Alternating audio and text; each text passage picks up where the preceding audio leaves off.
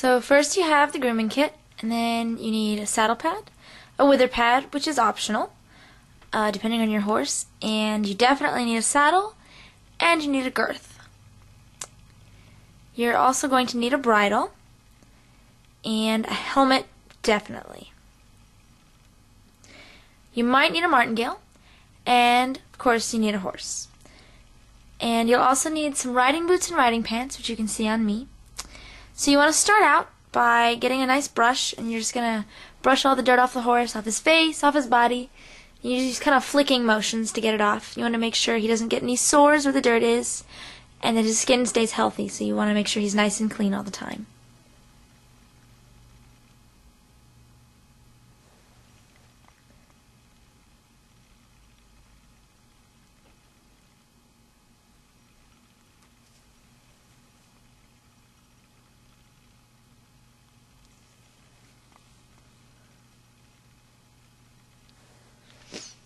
Next you want to get like a hairbrush or a comb of some sort, and you're going to brush the horse's forelock and mane and tail so that it's not tangled and he doesn't have hair fall out, and that way they look nice when you go to shows, and just in general it's just better.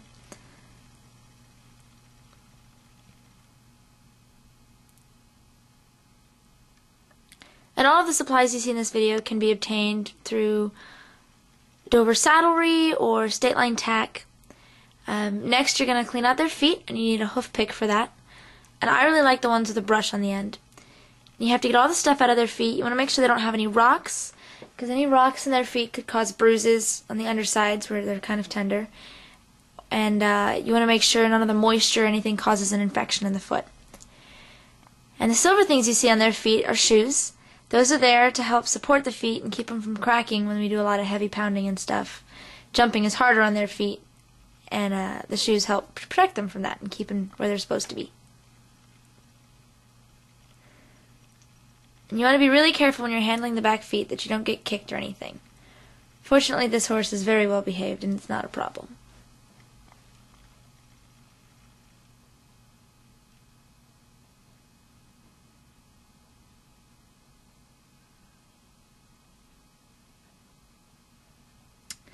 Now you're going to put on the martingale.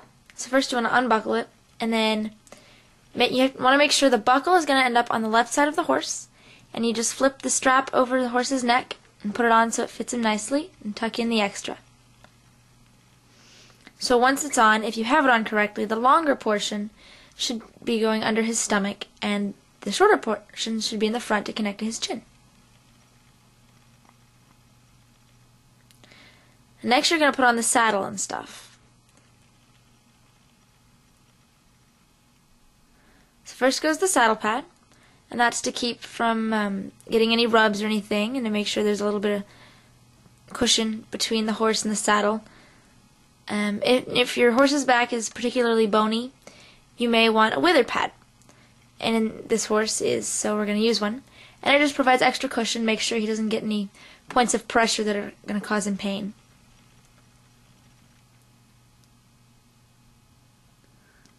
Next you put on the saddle, and you want to make sure everything's nice and centered underneath it, and you have some saddle and wither pad in front and behind it. And you hook the straps from the wither pad onto the billet straps underneath the saddle flap, which is what the girth attaches to help the wither pad from slipping or sliding while you're riding.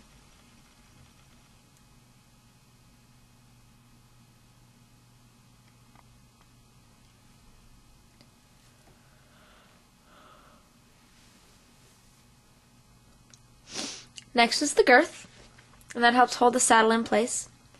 You want to make sure you have the side with the elastic on the left, and you put it through the girth loop on the saddle pad, and then you just attach to the first hole on the billet straps on the left side.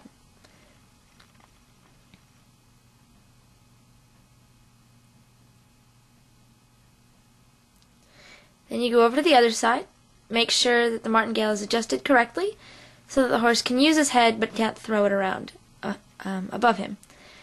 Then you put the girth through the martingale, and then you put it through the girth loops on the other side of the saddle pad, and put it on the billet strap so that it's snug, so the saddle's not going anywhere, but not very tight yet, because you want to adjust it slowly, in small increments.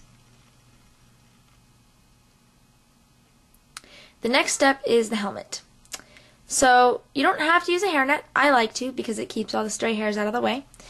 You just put it over your whole head and over your hair, and gather your hair and the hairnet up in a low ponytail.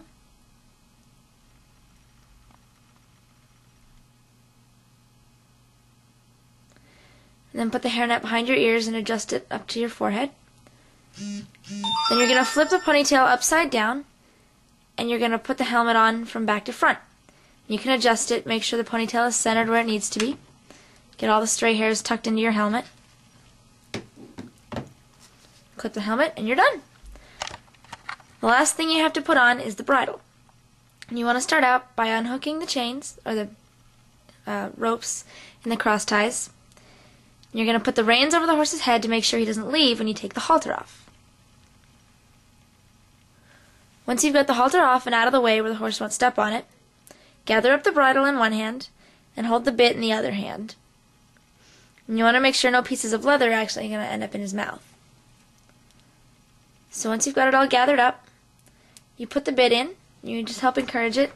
If they're a little bit reluctant, you can put your thumb in the side of the mouth where there aren't any teeth to help encourage him to open his mouth. Then you put the crown piece over the ears, pointing the ears forward, not back, because that's the natural direction of the ears.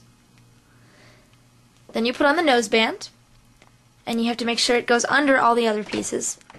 And you're going to attach the martingale to the noseband. And you want the noseband pretty snug so that you have some control.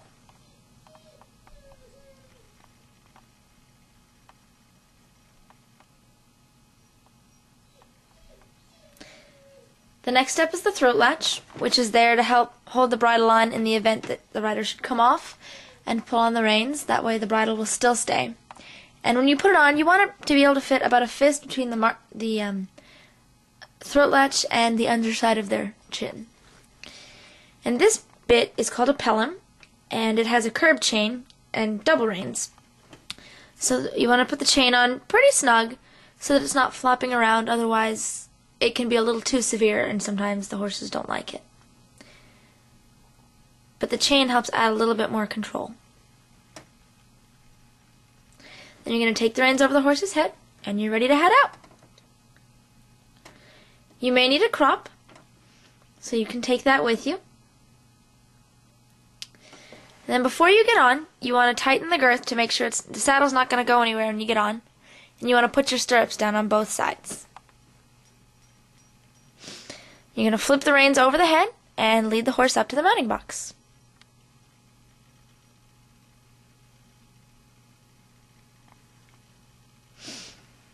Once you're on the box, gather up your reins and make sure they're all nice and neat and organized so that they're not a mess when you get on. Put your left foot in the stirrup and swing your right leg over, find your stirrup, and then sit down. Once you're sitting, gather up your reins, get them the length you're going to need them, and once you're prepared, you can give a gentle squeeze on their horse's side with your calves and ask him to walk forward. And you're ready to ride.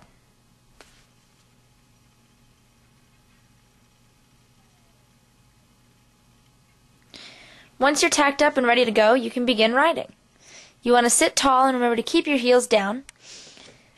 You pick up a trot by squeezing gently with your calves on the horse's sides, and posting, which is rising when the outside leg hits the ground. To ask for a canter, you squeeze a little bit more with your outside leg than your inside. You want to pick up a nice steady rhythm that's forward enough that you're moving along, but not so forward that you're running. Keep your steady pace, keep your eyes up, plan ahead for the jump. When you get there, you're going to get up in 2-point, which includes releasing with your hands to let the horse use his body. Keep your heels down, your eyes up, and you're done. Bring the horse to a halt, and that is how you ride a horse.